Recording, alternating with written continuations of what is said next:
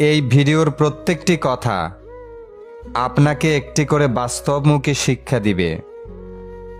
খারাপের সংস্পর্শে থাকলে একসময় ভালোটাও খারাপ হয়ে যায়।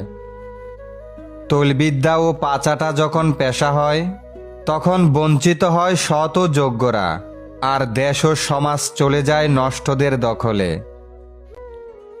তোমার কদর ততক্ষণ থাকে যতক্ষণ তুমি অন্য কারো কাজে লাগবে।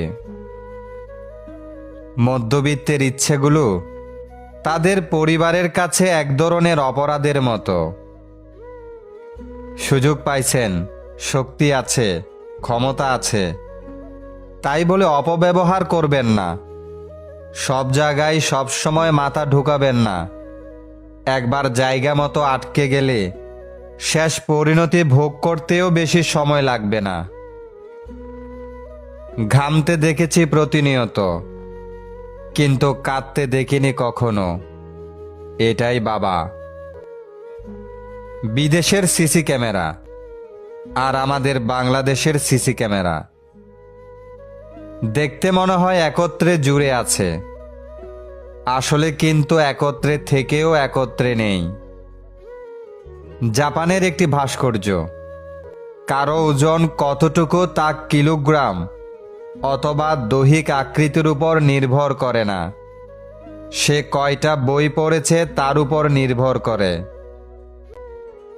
কিছু লোক আপনাকে অনেক সম্মান ও শ্রদ্ধা করে, কিন্তু তার উদ্দেশ্য আপনাকে ধ্বংস করা, অপমানিত করা, ক্ষতি করা। সমাজ কখনো মূর্খ মানুষের দ্বারা নষ্ট হয় না, শিক্ষিত মানুষের মূর্খ আচরণের দ্বারা। এই ছবিটিই তার প্রমাণ। দুনিয়া যার কাছে যেমন, সে তেমন।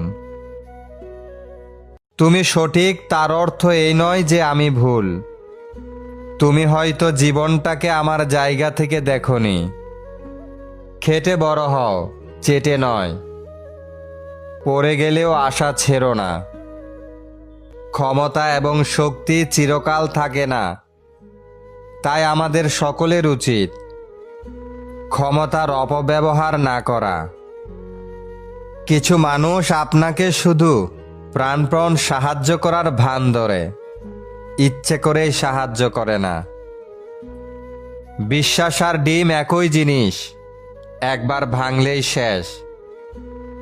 মানুষের ছুরির আঘাতের চেয়েও মানুষের মুখের কথার আঘাত অনেক ধারালো।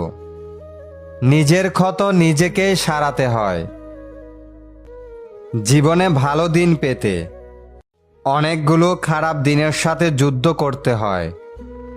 দেওয়ালেরও কান আছে, কথাটা মাথায় রাখুন।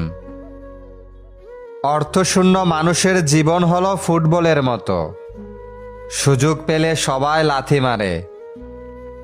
অহংকার সবসময় নিজেরই বোঝার কারণ হয়ে দাঁড়ায়। পাশে থাকলেই সবাই আপন হয়ে যায় না।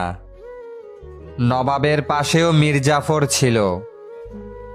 কিছু কিছু স্বপ্ন কখনোই পূরণ হয় না। দরিদ্র বাবা ও মেয়ের হাসি যেন পৃথিবীর শ্রেষ্ঠ হাসি।